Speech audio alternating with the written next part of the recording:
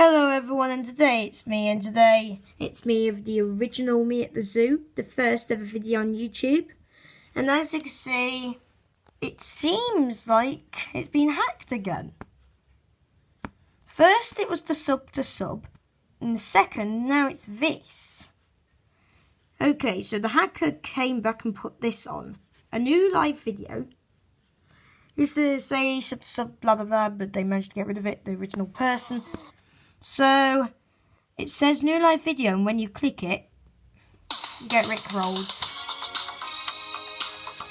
So, I don't know why Jad's done it. Well, Jad would never rickroll anyone, so I think it's a hacker that's done this. And look in the comments section. It's still doing it.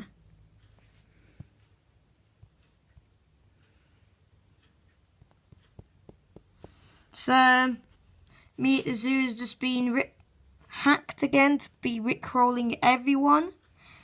So, thanks for watching. Subscribe to Isaac King videos, and the original video is being hacked again. Cool thing about these guys is that they have